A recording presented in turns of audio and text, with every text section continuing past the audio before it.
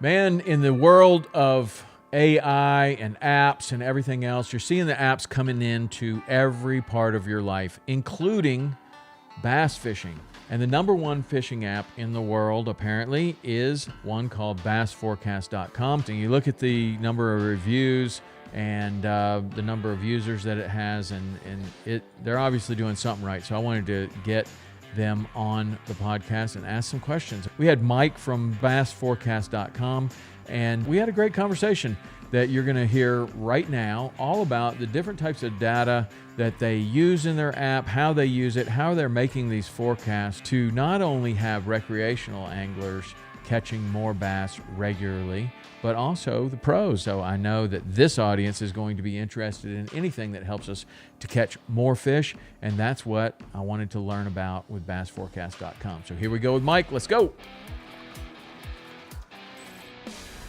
Hello, this is Mike Mehlmann. I'm the founder of Bass Forecast, and I'm stoked to be on Tom Rowland's podcast today. All right, so here we go. Mike, what's going on? How are you? Doing great, Tom. I'm getting excited about the fall bass season. Yeah? Where are you located? I'm in Texas. Okay. Arlington, Texas. All right. And what happens in the fall in your area as far as bass fishing goes? You know, every year right around Labor Day, we get what we call in Texas is cold front. Where I grew up in the Chicago area, though, it certainly wasn't a cold front, but it drops from, the low 100s, 102, 103 to 90, 88. Okay. And it seems to happen right around Labor Day. And sure enough, I was watching the news this morning, and it's coming in this weekend again. It's going to drop from 100 down to 88. So that tends to, you get 3 or 4 days of that in a row, and it tends to definitely start to stimulate, a fall bite. Yeah, for sure. I would imagine. I mean, 102 temperatures and so many, tanks. They refer to them as tanks in Texas. Farm ponds. We refer to them in Tennessee as ponds or lakes or something like that. But a lot of those aren't that deep. It seems like that water would get really hot with 102 temperature the fish all get summer quite long. Lethargic when the water temp gets above 88. Mm-hmm. So that drop really stimulates the bite. And what about your background in fishing? You created this app, which we're going to talk about here shortly. But did you have a background growing up fishing? Absolutely. Yeah. What did you fish for growing up? Well, I grew up in rural Illinois and spent quite a bit of time in western Michigan as well. So multi-species, bass, walleye, pike. Muskie was a dream fish, a rare fish we would chase occasionally. And my dad and brothers and I, we would travel up to, northern Wisconsin, southern Canada on our annual fishing trip to fish for walleye, pike, and smallmouth. And I actually worked for the Michigan DNR when I was in high school as a junior forest ranger. That was a great job. Oh, nice. What does a junior forest ranger do? Oh, they had I was at a camp called Clear Lake Youth Camp. It was a great job, Tom. It was summer of my junior and senior years in high school. And we worked 30 hours a week on environmental projects, trimming pine trees, helping to improve stream habitat. That was one of my favorite jobs because I got to scout out some pretty cool trout streams. I bet. Building loon nests. Did you know that loons nest on very small islands, and some of these lakes just don't have enough habitat for loons? So we would literally build a small island and go out and float it on the lake. And, a week later, there'd be a pair of loons nesting on it. I mean, it was cool. Really? Cool work. That's cool. I know in the South, like in those same type of opportunities for, I don't know. I mean, I knew people that did it through the scouting program and different things. They would earn their badge by building wood duck nests. And they would build the little boxes and then put them out for wood ducks, and that was always big. But we don't really have loons in the South like you do in the North. But I would imagine that's a big one because everybody likes a loon. A loon is like one of the most iconic kind of northern birds. Like when you go up to one of those lakes and you see the loons and you hear the loons, I don't know. It's something that we don't experience. I guess it would be like when you come to Florida and you hear what you hear mosquitoes, but I know you have mosquitoes pretty thick up there too sometimes. But just like I don't know, each area has its like iconic sounds, and that loon call that's definitely one of those for me. You're not going to ask me to do that, are you? Yeah, I don't know. Can you? Do you have a loon call? I wish I could. That would be the best part of the whole podcast if you tried. Tom, it's funny because when I went to college at Northwestern University, a lot of folks from the East Coast there. And when I took out a couple of guys from New York up to the Wisconsin-Canadian border, it's called Quetico National Park. Oh, yeah. Boundary Waters. Mm-hmm. We went on a 7-day canoe trip in the wilderness, and the first time they hit a loon, they jumped out. We were sitting around the campfire, and all of a sudden the loon started calling out. I could have tricked him into thinking it was Bigfoot or something, Yeah, for sure. Because it's such an unusual sound to hear. Unusual, kind of haunting. But yeah. You get some city folk out there. I'm sure you could convince them that it was Bigfoot. That seems like that would be a good area if there was a Bigfoot. That might be one place where it could hide. Now we're really getting on an interesting topic. Do you think there is or not? Well, I don't know. I mean, we've talked about that so many times with different people. I'm losing confidence in it because with at one point, have you talked to Jay Kumar? Jay Kumar, no, the bass fisherman. Publishes Bass Blaster, which is a great. It's a great. Fun, sure. Kind of update on what's going on in the bass fishing world. Heavily focused on pros, but it's a fun read. Yeah, he wrote a book, a fiction book about a Bigfoot. It's a good book. Really, I didn't know that he was a writer of that caliber. Yeah, I mean Jay Kumar, he had quite a career in professional bass fishing there for a while, right? Yeah, and he worked for BASS, but I think he was a journal. Don't quote me on this, but I think he was a journalism major anyway. He has a pretty deep journalism background. Okay. Well, I was, just to finish the thought, I'm losing confidence in any sort of Bigfoot or Sasquatch because at one time it was kind of a fun thought that there could be wild enough places that there could be something living out there that maybe could go unnoticed or undiscovered, right? And things have happened like that with like grizzly bears in certain areas that they don't think that they are, and for years and years and years, no one sees them, and they, even the DNR or whoever says that there aren't any in that area, and then sure enough, they come to find that there are, and they've just been living in a different way than most grizzly bears or anything like that. But with all the trail cameras and cell phones and drones, I just don't think, I mean, I'm pretty sure we'd pick one up because that has happened a lot with mountain lions. Like a lot more mountain lion sightings than previously thought. And I believe that there are more mountain lions around than we've seen in a long time. But people are catching them on trail cameras. People are catching them on drones. And, when they're just flying a drone, looking around, they might spot a mountain lion. I would think that we would spot a Sasquatch if there was one out there. So I'm kind of losing confidence. Yeah, me too. And I enjoy watching Josh Gates. His Expedition Unknown. He likes to find new things, but he's also scientific and objective. So he would have loved nothing better than to prove that there was a Sasquatch or that one existed at some time. So I don't know if you saw that episode where he traveled all over the world. I don't know Josh, but I do. We have had another podcast guest on here, Forrest Galante, and he does kind of a similar type thing where he's a scientist and he's going out and looking for these things that are supposed to be extinct. And he has actually found quite a few animals that were supposed to be extinct. And then he just kind of researches, well, this is where their range once was, and this is where they once were, and if there was one, where would be the most likely place? And it would probably be this island right here. And so he goes and starts looking for whatever, some kind of crazy lizard, or he's got this what is that? It kind of looks like a Tasmanian devil. I don't know. He's found quite a few things though, and both in the sea and on land, that were considered extinct, but they've just been pushed further and further and further out by development and everything else, and no one has seen one in a really, really, really long time. And they go to these basically uninhabited places where no one goes, and sure enough, if you go there and actually look for them and know what you're supposed to be looking for, they've been found. You found them. But Yeah. it's kind of interesting. So speaking of finding things, you're finding bass. And I definitely want to talk to you about what you've created here, BassForecast. So tell me about the app that you've created for bass fishing. Sure, Tom. It's what they say, you build products for yourself first. Yeah. Well, working for the Michigan DNR in high school stoked my love for the outdoors and the environmental aspects of fishing, because when you look at pro anglers, the best ones that have longevity, Rick Clunn, Kevin Van Dam, I think Alton Jones Jr. is one of those guys. He's finished second or third now 2 years in a row in Angler of the Year running.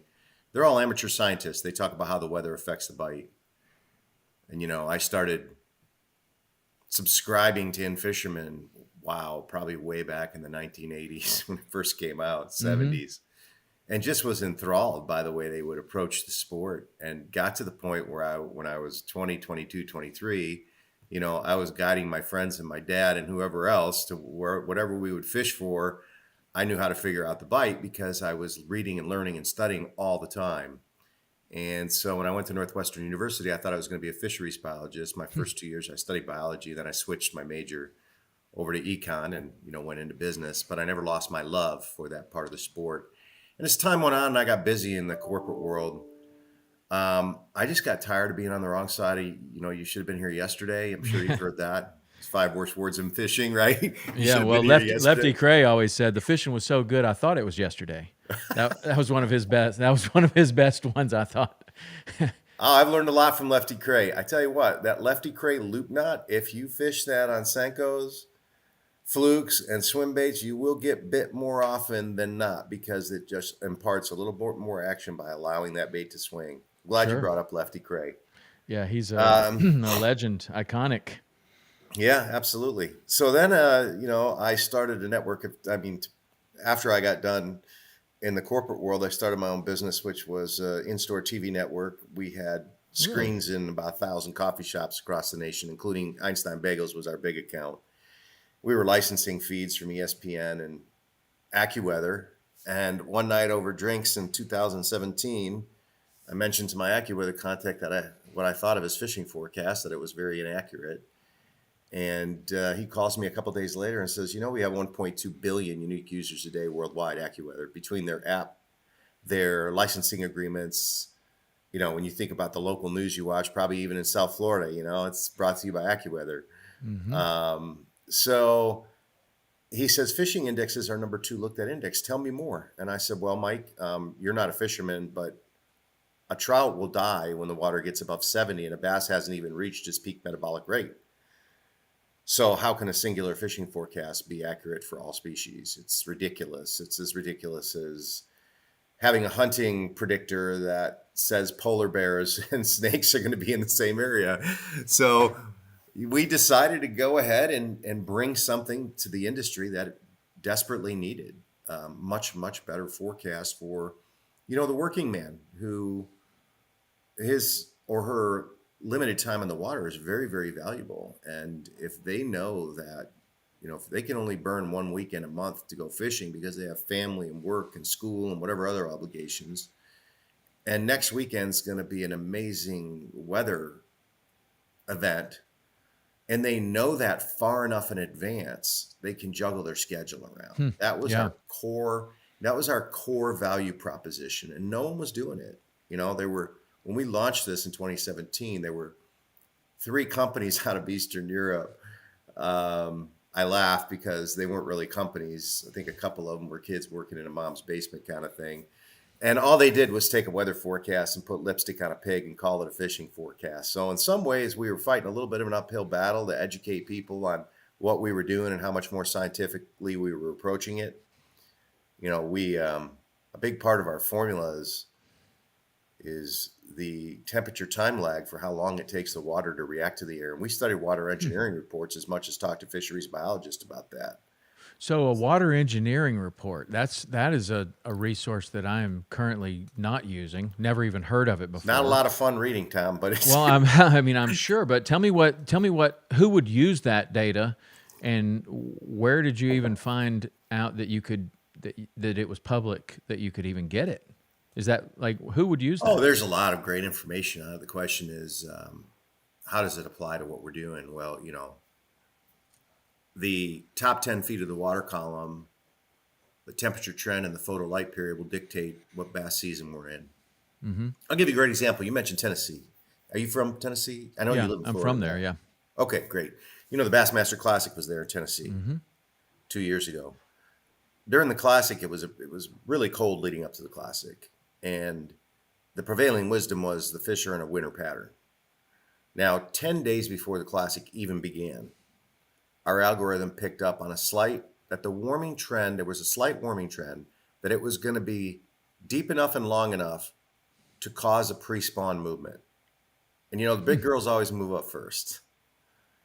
Well, I'm not going to mention the pro angler, but I was talking with one of the pros that was competing in the event, and he disagreed with me. And I said, it's not my personal opinion. It's just the science of water and how air affects water.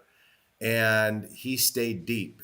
Well, 4 of the top 5 guys that finished in that tournament were catching big pre-spawn females that no one else was fishing, because they didn't think they had moved up yet. And he said, gosh, I wish I would have paid a little more attention to your recommendations. So it's so tough for even a pro, the regret of more than half of the pros reading research from MLF and FLW about what's their number one regret is not adapting to changing weather. It's tough. It's really tough. That's why they're pros. Well, how the heck can an amateur do it? No Right. way. No way. So we help simplify bass science, and we take all this information and set it to a formula that auto adapts. So our formula takes in past weather feeds, not just future weather feeds, and it approximates the bass season and the mood. You've been fishing long enough, Tom, to know that if the barometer's dropping, there's a front coming in, the wind picks up, the fish are going to be, it's advantageous for them to predate, right? Mm-hmm. They're just creatures of nature, man. They don't, they're not reasoning things out. It's just the conditions are better to feed. So that is going to increase our rating. So when the conditions are great to feed, that is one aspect of a pattern. The second aspect is, are they going to be in a summer pattern, an early fall, a post-spawn? That is the secret sauce to our formula. Once you have those two elements, what's the bass mood and what's the bass season, then it's just a matter of doing the research on what are the top 5 baits, top couple of lake locations, based on a total compilation of industry averages, not some individual person's personal opinion, because different anglers have different proclivities. Some love to use a jig, some love to use a crankbait. They're going to be good with it wherever they go. But what's the number one answer if you asked 1,000 people is the way we approach it. Wow, that's interesting. So let's go back to just what I asked before about that water study that you were talking about. That who And would it wasn't use just that? one study; it was a No, I know, bunch of studies. but those reports that you say that will give you this information or some of this information about how air temperature and water temperature, how long it takes the water temperature to react to the air temperature. Who does that kind of research? Oh gosh, I mean, What type of I'd have to go scientists? back through my files, but we had 3 or 4 different scientific papers done by water engineers. And what we did then, Tom, was we tested it, right? We tested it on a variety of lakes: a shallow, murky lake, a deep, clear lake. Obviously, deep, clear lakes take a little longer, but we settled on the top 10 feet of the water column and a general norm. And then, we tested it for a good year and a half, and we kept tweaking it to where we got to the point where, I had 6 or 7 guys at different areas across the nation calling me whenever they would go fishing and say, the water temperature is this. And I would look at our algorithm, and we were usually within 2 or 3 degrees. And when they're measuring that water temperature, and when you're measuring it, are you measuring it at a fixed depth each time, or kind of? They were measuring it like most anglers do with the depth finder on their boat. So we're talking So their about transducer, it's like a foot surface and a half under temperature, the water. probably 6 inches to a foot below the surface. Okay. Yeah. Okay. And then you're able to take that data and understand that. Is there kind of a rule of thumb that you've come up with that if the temperature changes this much, it's going to take about this long for the water to adjust to that? So what is Yeah, that? there are several layers that we use of past weather mixed with future, mixed with the forecast. But what is kind of a general, like if the air temperature drops 10 degrees and it stays that way for 48 hours, how quickly could an angler expect that the water temperature would change? In general rule of thumb, and I have to be very careful here not to divulge our Heinz 57, Well, I'm not asking. I'm number, not asking you to do that. I'm just some just copycats curious. are starting to rear their heads because they're looking at us and saying, "How can you get 30,000 reviews on Apple and Google and have 500,000 customers?" Well, it's because our app works. Yeah. So really? We're starting to get some pretty sophisticated, larger companies inquiring and asking those kind of questions. And we do have a patent pending on the formula and the methodology of the formula. But in general, Tom, it takes several days. It depends on the variance between the norm and the front. Right. If we're talking, and this happens in Texas sometimes, right? If it's been 45 to 50 degrees for a month, and all of a sudden you get 3 days in a row of 85, and that may be enough to trigger some pre-spawn movement. Now, if you get 3 days in a row of 65, that's probably not enough. You might need 6 days in a row of 65. Make sense? Yeah, no, for sure. But So I just wondered, like, it the way depends that on the variance of the most recent 3 days to the prior 30 and 10. But there's so many other factors too, Yeah. like you mentioned, the clarity of the water, the amount But of you're asking a shade. very good question, because that's exactly what our formula does. It takes the variance from one time period to another, and using the percent and also some absolute norms that are now the absolute norms we got from fisheries biologists. What triggers the spawn? What triggers the post spawn? There is probably one of the only areas in the nation that's a bit of an anomaly is where you live, Florida. If everywhere but the Panhandle, Right. because the temperature variance throughout the year is not that great. So Yeah. fish will, as you know, down there, they can spawn from December all the way through May. Sure. Yeah, but what's interesting about areas where the temperature doesn't change much is that the fish do seem to be more sensitive to smaller changes.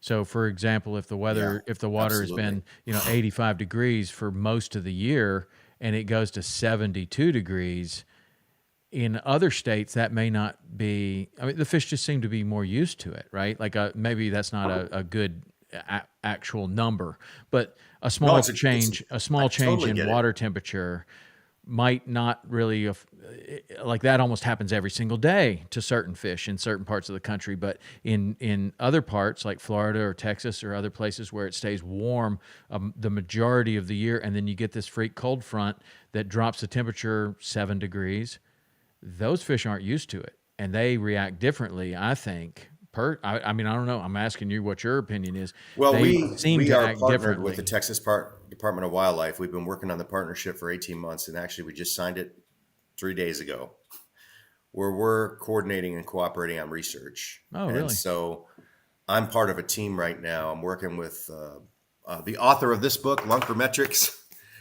He's an interesting cat. What's the author's name? He's a lawyer and an orthopedic surgeon. Hyper intelligent guy, Frank Griffin, Lunkermetrics. Working with him and several fisheries biology PhDs on a 5-person panel to study this, but they all agree from their observations and empirical research that Florida bass are much more sensitive. And you see it here in Texas, because Texas has imported a lot of Florida strain bass. And I belong to a club called Private Water Fishing. You were talking about tanks. Texas is a weird state when it comes to lakes. There's only one natural lake in the state, and that's Caddo. And that's cheating because Caddo was formed by a log jam in the 1800s. That was man-made log jam.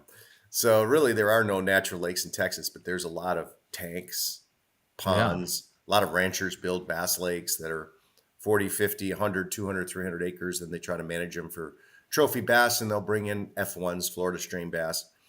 And when I fish those ranches, when not just myself, but anyone who's a member of this club, definitely if there's a cold snap, we tend to stay away from the lakes that have F1s because we know they're going to be shut down. Really? They're very sensitive. The Florida strains are definitely way more sensitive than the Texas strains. Wow. Yeah. Than a northern strain. Any other? And which one gets bigger? The Florida so you're right. strain They are gets bigger, sensitive right? to temperature changes. But between those two strains, which of them typically gets larger? Well, prior to the introduction of Florida strains, the Texas state record was 13 pounds, and now it's 18. Oh, there you go. Yeah, Florida strains can get 30 to 50% bigger. 18 pounds for the Texas state record. 18.18. That's pretty awesome, man. That's a big fish. I mean, that is a really, really big fish. But I know of a lot of places, Tennessee, Alabama, Georgia, Mississippi, in those states, and Florida, where people are managing lakes and growing some extremely large fish. A lot of 13s, 14s. Like that, when I grew up, that was unheard of. Like I just never, I don't know. You would, what was the guy's name? Doug Hannon, the bass professor. Like I would read his articles and just love his books. I know. I always liked what he said. He said he estimated that he had caught enough 10-pound largemouth to fill a tractor trailer. When I was a kid, I was like, oh my. He caught over 1,000. Yeah. I mean, that's amazing. I mean, that's really amazing. And then back then, it just seemed like, well, I don't know. That was before social media. That's before everybody had a phone and a camera and everything, so you wouldn't see the fish like you would today, which it seems like they're way more common today than they were back then. But I mean, I don't know. That guy was a big fisherman. That's what he wanted to do. And he was very technical and very intelligent, man. Did you ever use the line that he created, triple fish? Well, I've certainly used triple fish. I didn't realize he created it. Yeah, he was the original inventor. His theory was to break up the outline of the line in the water because through his observations, he did some amazing camera work. I don't know if he worked with Glenn Lau or not, but he noticed that, the bigger, older, wiser fish could see the line. So he came up with that concept. Of course, now we have fluoro, which just, totally changed the game. But back then he didn't have fluoro, right? So he created triple fish. Interesting. I didn't realize that. I probably would have used it more if I had known that story. So tell me about like when you're first starting to think about doing this app and you have this. Did you end up working with the AccuWeather people, or was that just kind Absolutely of the motivation to get started? Yeah, AccuWeather encourages and allows they used to anyway back in 2016, 2017. I'm not sure what their policy is now, but they encourage their employees to help app developers, software developers, anyone that wants to use their feeds. So my co-founder got approval to help me develop an app for bass fishermen. And we use AccuWeather feeds and we attribute and we use the AccuWeather name. We're powered by AccuWeather. And I'm really glad you brought up Doug Hannon too, because we also use Solunar. Yeah. And I wanted Doug to was ask you a about huge that. believer in Solunar to the point where he bought his own Solunar company. Now, Solunar is, for some people, it's a little like Bigfoot. It's not proven. However, Doug believed in it. Tom Mans believed in it, and the research from Lunkermetrics, where they study 40,000 bass catches across the nation, shows that bigger fish, we're talking about 8-pound plus bass, are more statistically significant, more likely to be caught in and around the new moon and full moon. So they're also more sensitive to the weather, the bigger the fish. Sensitive doesn't mean they're thrown off by it, but think about us as humans. The bigger you get, the smarter you get, the more powerful you get, the more you can pick your times when you want to eat. Sure. The little fish eat when it's opportunistic. They're chasing everything under the sun. The big fish eat when the time's right for them. They're going to be proactive. They're not going to be teased into chasing something. They don't get big that way. Right. They get caught that way. Yeah. No, I have followed the Solunar tables since I was a kid reading Field and Stream magazine, and they were in the back there. And I got to say, I may be one of the guys that thinks of it kind of like Bigfoot, kind of like I believe that there is enough data out there, and I believe that it could be correlated that people are catching big fish during these times.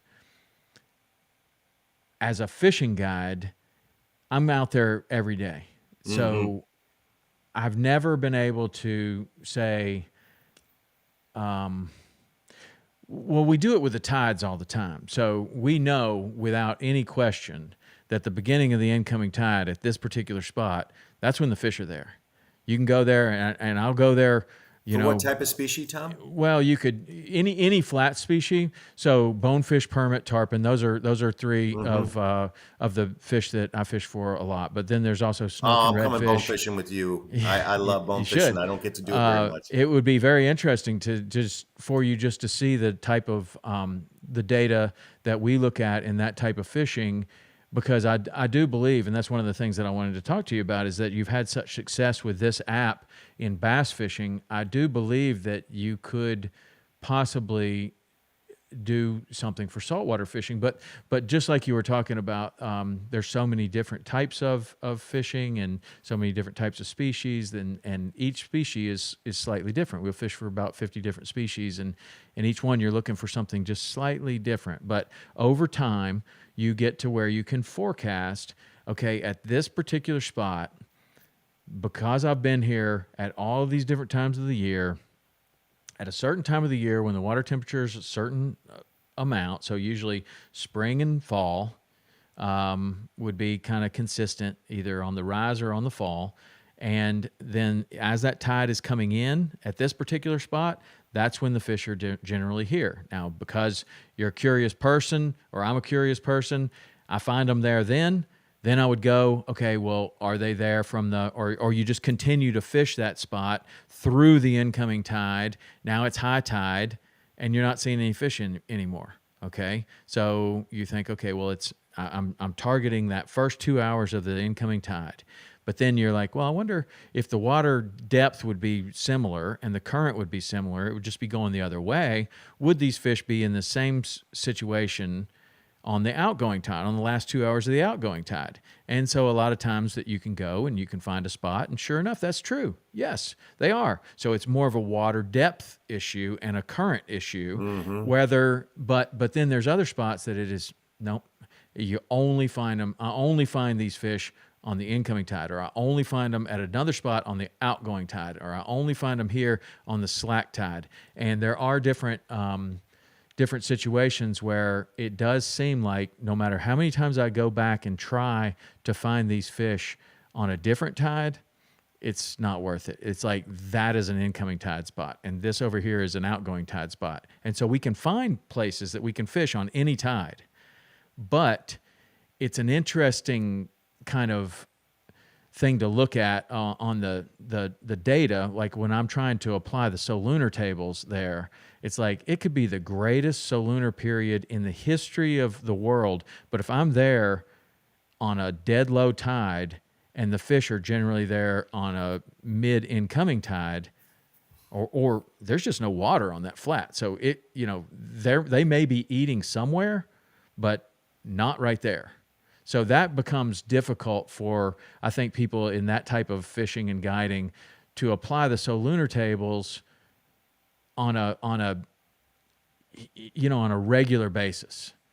But the offshore fishermen may feel differently because they can go and fish there there's always going to be water there, right? Like some of the places that we fish, it'll be dry. And then the tide will come in and the fish will move up there, like bone fishing. So you know about bone fishing.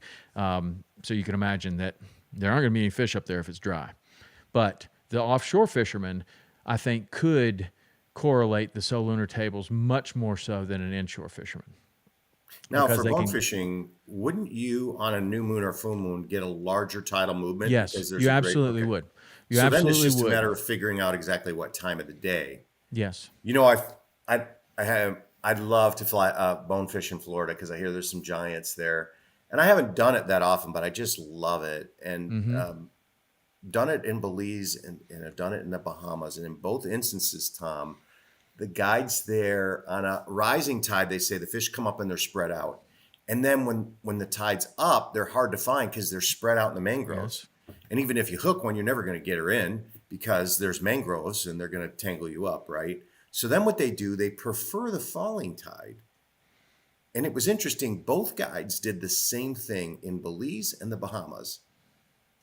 They waited for the falling tide, and then they found, it almost looked like a creek. Like coming out of the mangroves, there was it was 2 feet deep everywhere, and then there was this one spot that was 4 feet deep. Yep. And they said that acts as a funnel because the fish don't want to get caught in the mangroves. So they all swim toward this one channel. And it was unbelievable. On the falling tide, you could see all the bonefish coming out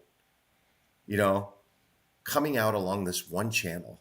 Whereas on the rising tide, they're entering the mangroves all spread out. Yes. And I just found that fascinating. Yeah, it is. And, anytime, even on the rising tide in those same situations, there will be an edge where the water's too shallow for them to feel comfortable.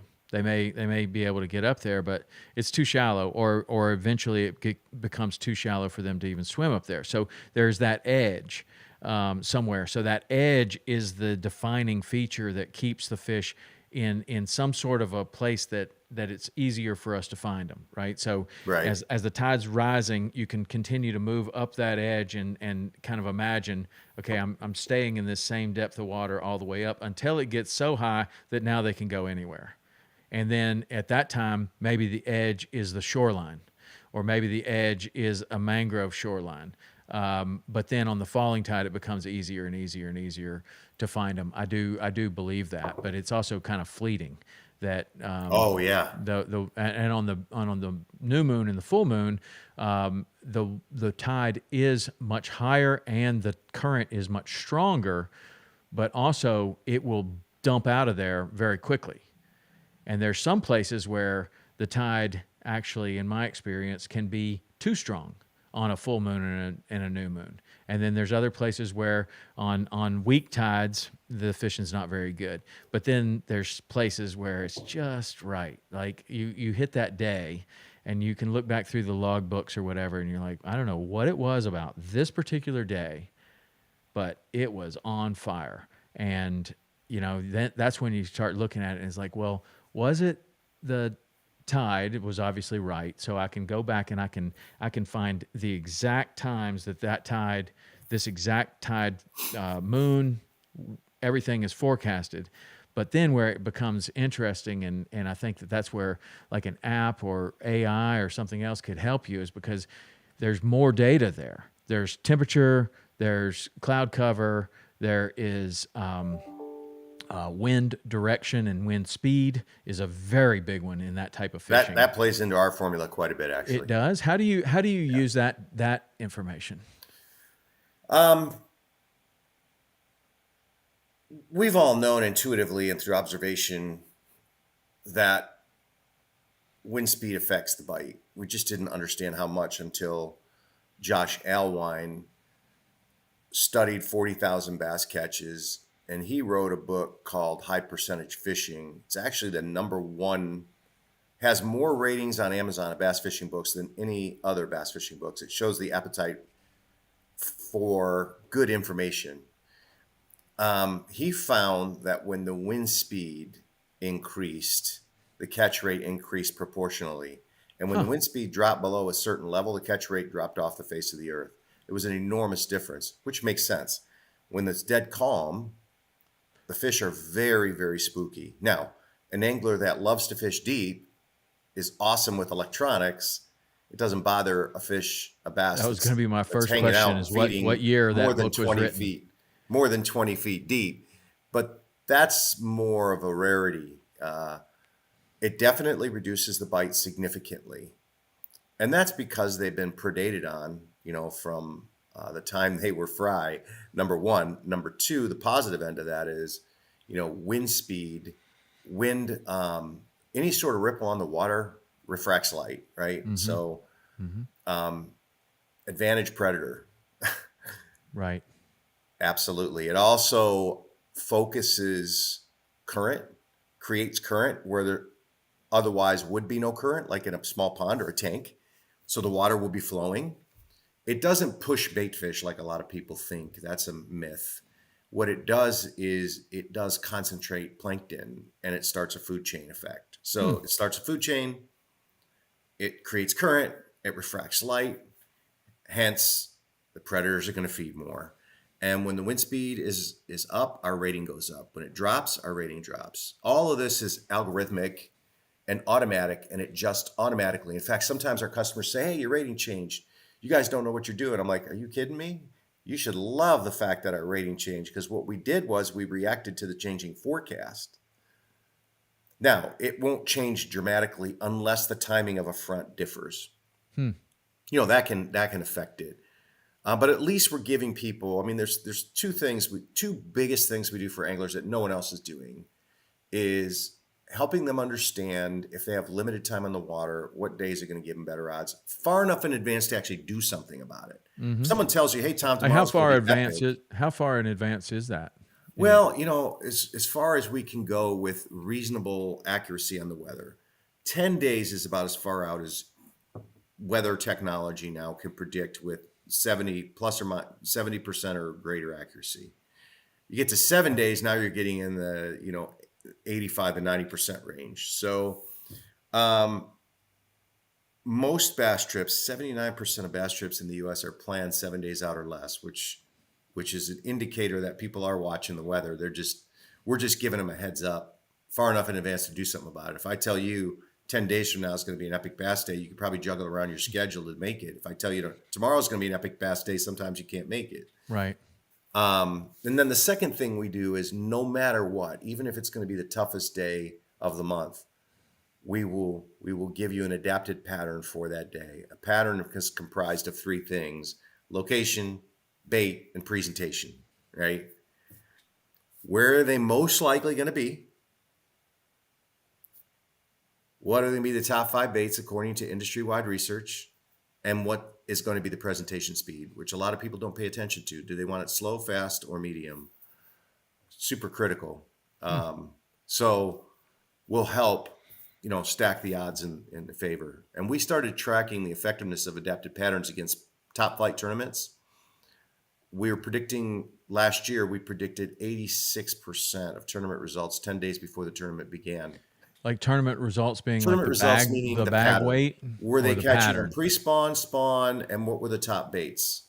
Our baits matched the top baits 86% of the time. Interesting. Yeah. Wow. 86% Well, of the time, that's because regardless of state or lake or. That's right. Wow. That's because we're using industry-wide research. A lot of there's some flawed models out there. There's some apps bragging that they're using customer research. Well, customers lie, especially bass fishermen. They purposely deceive. That's a question that I was going to ask you. Like garbage in, garbage out, right? Yeah, for sure. But you mentioned that book, the last book that you mentioned. I forgot the name of it, but you said that High they percentage did fishing. high percentage fishes. High percentage. And you said he looked at 40,000 catches. So where does he get the data for those 40,000 catches? Or you mentioned a couple of other ones that you can get data sets from a lot of different sources. But I just wonder, if you join how accurate if you join MLF, you can get the data of all the fish catches from their tournaments. So. Oh, from the tournaments. So the tournaments would actually probably be really, really accurate because they've got they've got a camera on them all the time. They can Well, see Josh exactly also what had public time. catch records, which was interesting because he found that on a Wednesday, the catch rate was 3 times higher than on a weekend, which makes sense. So fishing pressure is also a huge determining factor. Yeah. But when somebody's reporting a catch, I mean, I would think that most people are not super analytical about their data. Now that No, could be becoming you're absolutely easier and right. easier. Is like what one of the things that's easy for us now is like it used to be that we'd be out there fishing with a customer, and you're in saltwater, it's wet all over the place, even on a nice day. You got a little notebook there, it'll swell up to the size of, I mean, like it's not a good place for notebook paper out on the ocean. So we would catch a fish, and you would just be like, okay, I'm going to remember that. And I know it was the first of the incoming tide. We were here at this time. And then electronics make it a little bit easier. So if we catch a fish now and you put in a waypoint, what you're recording now is you're recording the exact moment that you caught that fish. So now you may have looked at your watch and said, "Oh, it's 10:30." Well, are you really going to remember that when you get home, or was it 11:30 or 10:30, or could it have been 10:15? I don't know. But now if you mark it on your GPS, you can get data there. But even more so, if you take a picture of it with your iPhone, now you're getting the exact time stamp on that photo. You can look at it and you can see in the background the exact spot you were. You can even enter that photo into a log, and so now okay, it was exactly that time. So then I can compare that to a tide chart, and I can see, okay, it was 8:37 a.m. on this particular day. 2 weeks later, it's going to be 8:37 on that day, 9:37 the next day, 10:37 the next day. This is the tide that I'm looking for. And then you can forecast that out to next year even. And that becomes very, very accurate in a way that we weren't able to be accurate before, because it was kind of like, I hope I remember to write this down. But when people are doing their catch data, it has to be somewhat accurate, right? The 40,000 catches that he looks at. I mean, are they Yeah, well, you really need a looking large at the enough data temperature set. and the other data that you're using in your app? Like, how do people report their catches with that kind of data? Do they? I don't know. I'm not really a bass fisherman to that degree. Yeah, I would have to, regarding his exact data set. And, after I read his book, I called him up and we went fishing together. I'm like, I Oh loved yeah, your book. that's cool. He's a very smart man. He's a Lean Sigma 6, runs a tech division for a large company, very buttoned up scientifically. So I know he got a lot of different data sets to come up with some of his conclusions. And we want to make sure that what we're putting in our algorithm is actually proven. The metabolic rate for a largemouth bass has been proven by fisheries biologists. Wind speed's been proven. Barometric pressure, Josh found in his book, a stable condition to be the best. I asked him about rapidly dropping. He did not have enough data to study rapidly dropping. That is one that there is enough, I guess you could say, common knowledge amongst pretty much all professional bass anglers. And KVD used to talk about it a lot. During that magical period when the barometer is dropping rapidly, it's usually a 3 to 4 hour period, the fish go nuts. And that's simply because before a front comes in, you know what happens. Clouds roll in, the wind picks up. It's all the variables combined during that short time window that have already been proven to increase the bite. Mm-hmm. So do you need data that says during those 4 hours the bite's better? Think about the body of evidence you would need in a control group to get that data. In fact, we already have thought about it. We hired 5 guides, and 4 of them still don't know who we are. We used a law firm to do this because I wanted it to be truly an honest study to keep track of bass fishing guides. 1 in Minnesota, 1 in Texas, 1 in New York, 1 in California, 1 in South Carolina. I think you get the idea. We wanted a geographic spread to keep track of how many bass, how many anglers, how many hours their lines were in the water. Then we correlated it to our rating system. That's how we also check to see that our rating system is correct. But then you have a control group because you have the same anglers fishing the same body of waters, and they're good bass anglers, very good bass anglers, and much better at adapting to changing conditions than the average angler. When our rating was an 8 or higher, which is a good rate, which is a very strong rating on a scale of 1 to 10, the average catch rate amongst this group of 5 guides over a course of a whole season was 305% above the norm. When our rating was a 4 or lower, which is very difficult, the catch rate was 60% below the norm.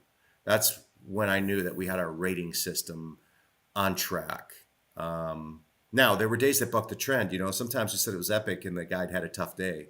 Sometimes we said it'd be tough and they had a great day. There are always days that buck the trend. But the law of averages, you need a large enough data pool. Because we have customers saying all the time, I tried BassForecast, didn't work. I'm like, great. Did you try it 10 times on the same lake?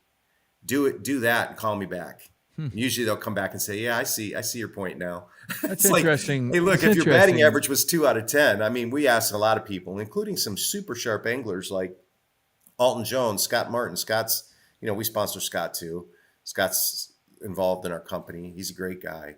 We ask them all, what percent of the time do you think you have a great day? And they'll all say the same thing, 15 to 20, Yeah. So if it's 15 to 20 for an amateur or 10%, and we can take that to 20, we've just doubled their pleasure over the course of a year. Oh, yeah, for sure. They're still going to strike out 8 times out of 10, though. Fishing's about understanding the behavior of the fish and stacking the law of averages in your favor. And if you use our app, you can see that it's super elegant and simple to use because we use the top-notch app developer that also designed apps for Nike and Under Armour and NASA, to where you can get our recommendations in less than 90 seconds.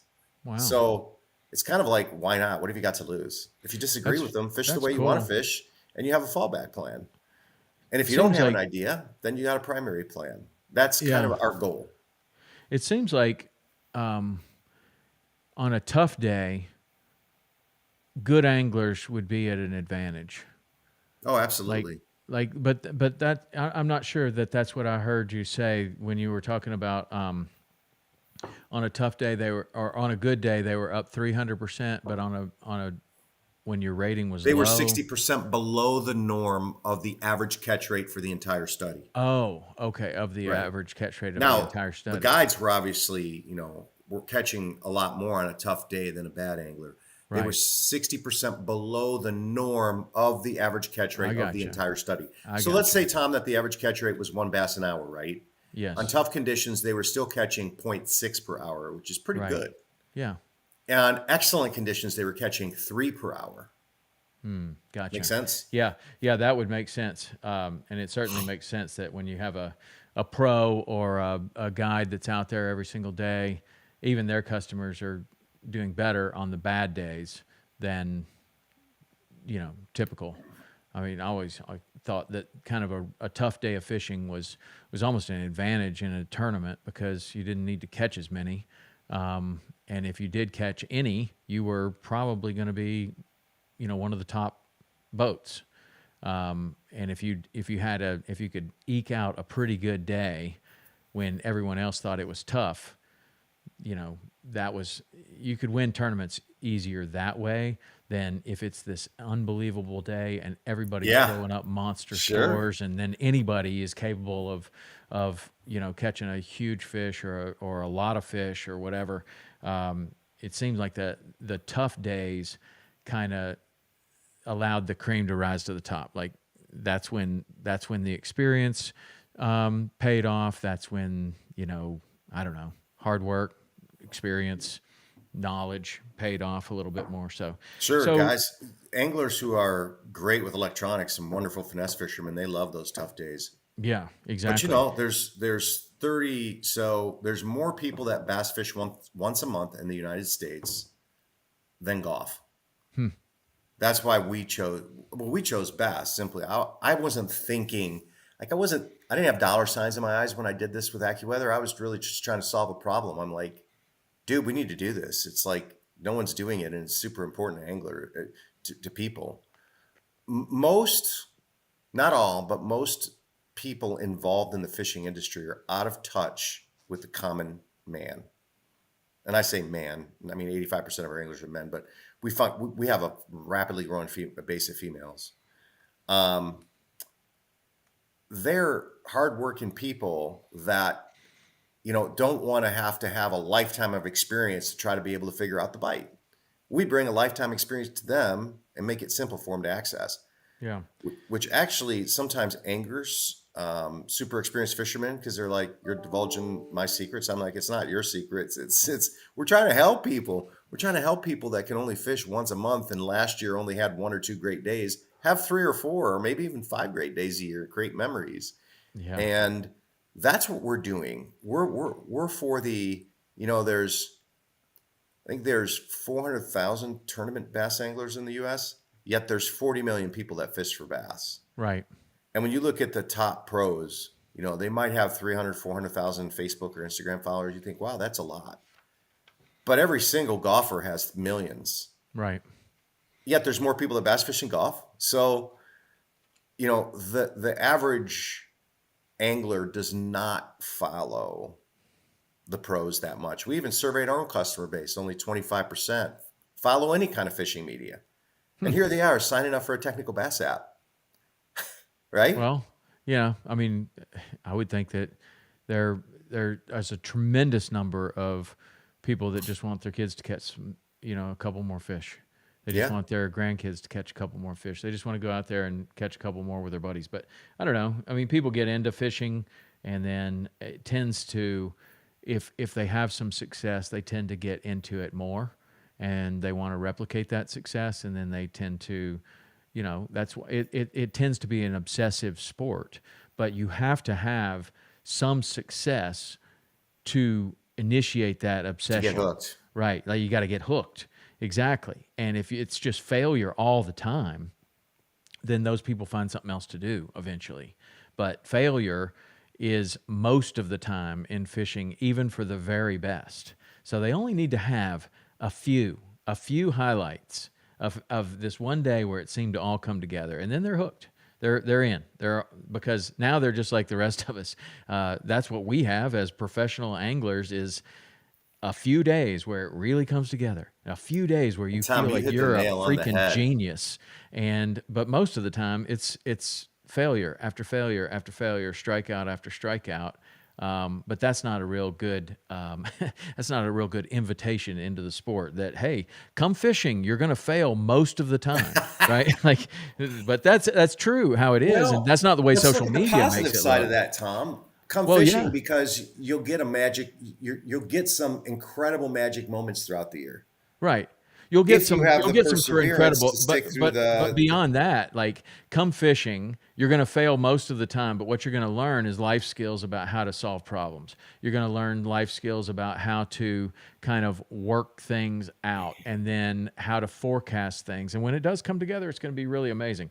Hey, before we run out of time here, I want to ask you, you started this app in 2017, and in 2017 AI was not really what we see it today, and I don't even know if you were even using any sort of AI back then. But how do you see AI kind of influencing your app, any app, the future of what we're doing in fishing?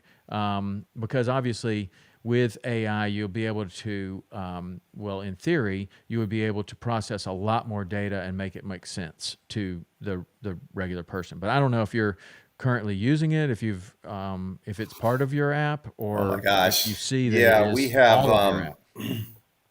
Yeah, trust me, I'm fortunate to also know what I don't know and seek advice. Yeah, good for you. We have a lot of people consulting us on AI. We have a board. We also have what I call my advisory group. That's not an official board, but I mean, they have some deep resumes, including former CEOs of Travelocity, TripAdvisor, companies like that, Hotels.com, that we pick their brains. There's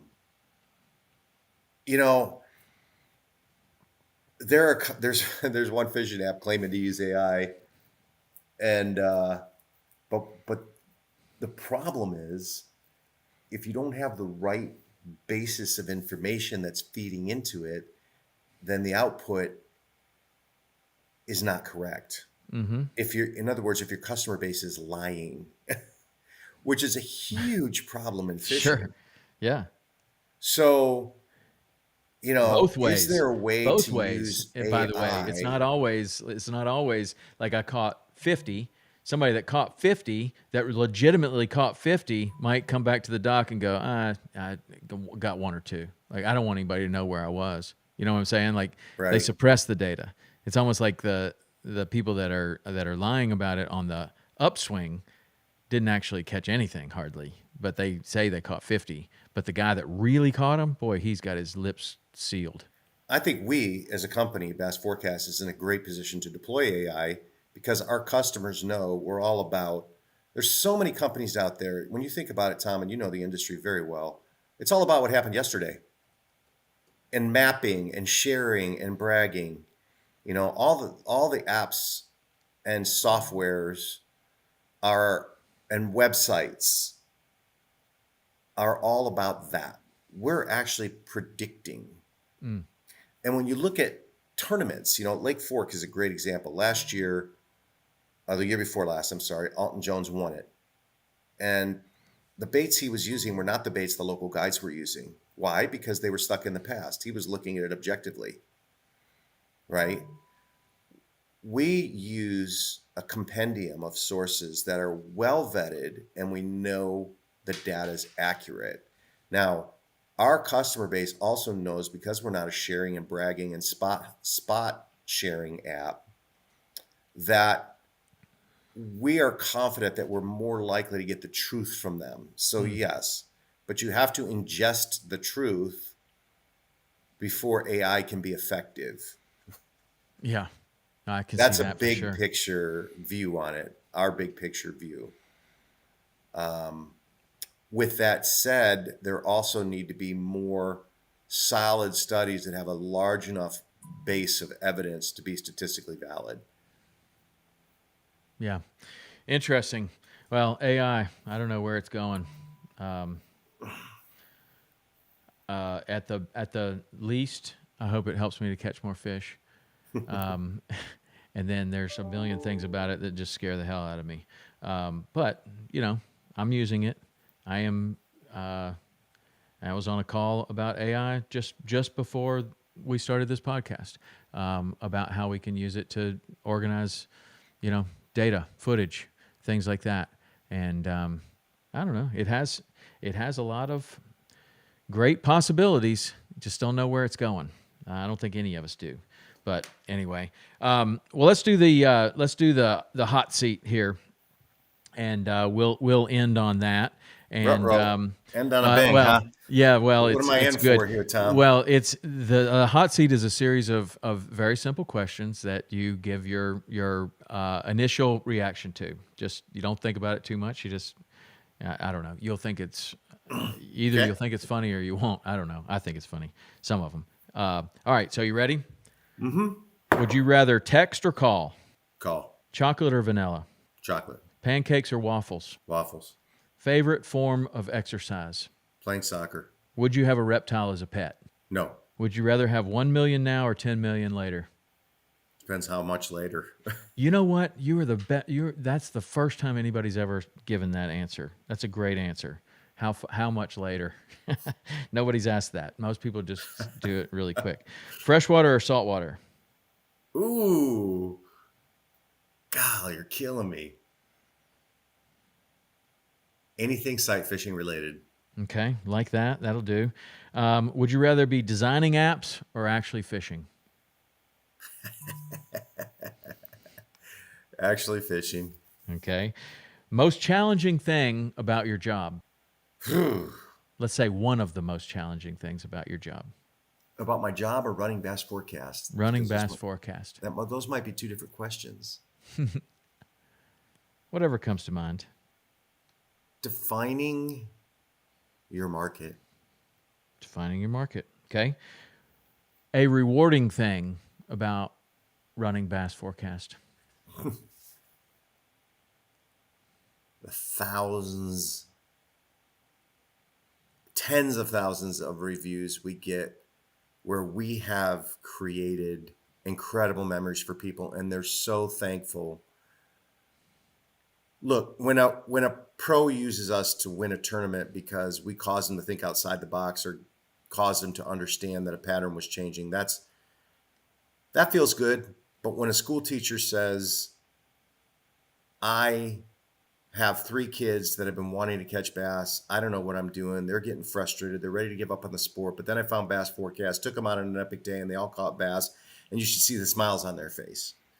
Like That would be rewarding. That is super rewarding. And we literally have thousands of those stories. So that's the best part. Awesome. One piece of advice you rely on often. Seek the truth. Love it. Even though you may not get it. The process will make you better. Okay. One piece of advice that you have given others recently. My 6-year-old grandson's having difficulty learning. So relax, focus, try to minimize distractions. Okay. Would you rather fish in a river or a lake? Lake. How? For bass, lake, trout, by far river. Okay.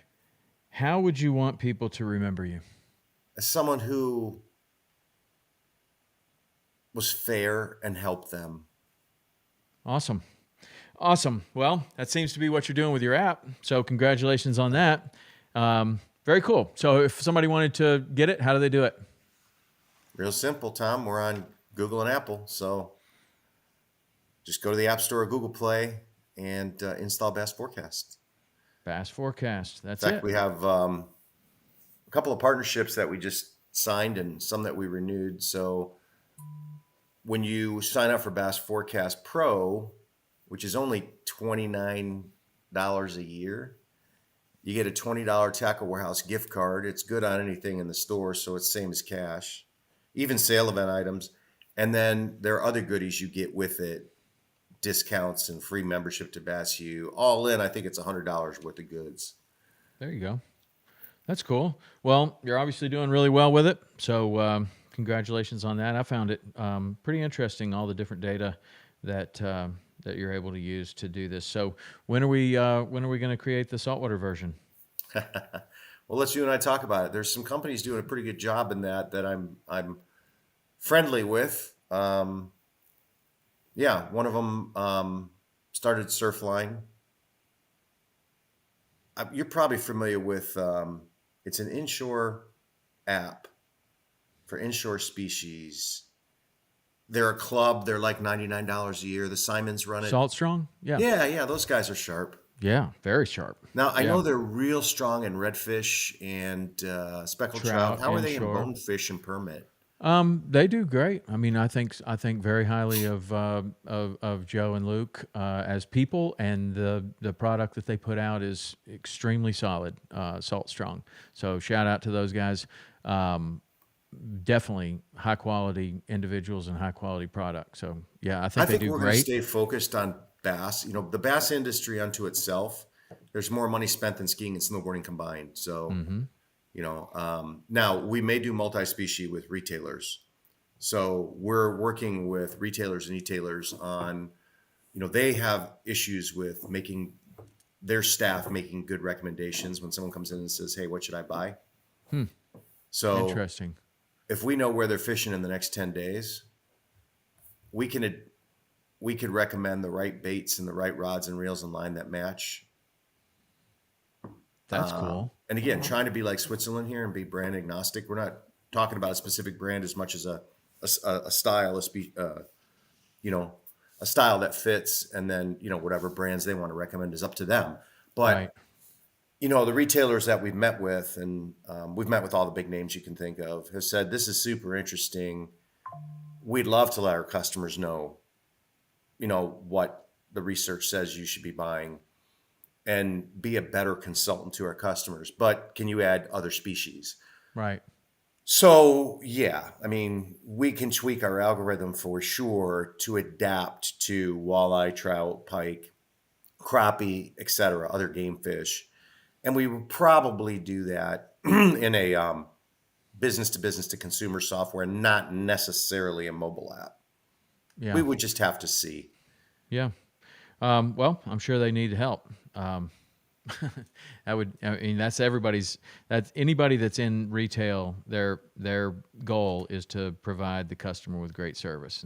And I'm sure that they're willing to and want to use every tool that they can to do that. So that would seem to be, Or even online, seem to be when really you go to good. any of these online shops to buy gear, Tom. Oh yeah. Wouldn't it be cool if you said, where are you fishing? And put in your zip code, what species are you fishing for? Okay. Here's things that research would indicate you should have. Right. Yeah, exactly. So that's the vision that we have. And there's other things you talked about that we didn't get into that we're going to be doing as well. So very cool. Well, I wish you all the luck, and it was great to get to know you on this. And if you're interested in bass fishing, go to BassForecast.com. Is that where you go? BassForecast.com? Yep. Okay. Or just the App Store. All right. Thanks, Mike. Appreciate it. Thanks, Tom. We'll be back with another awesome guest next week. See you then.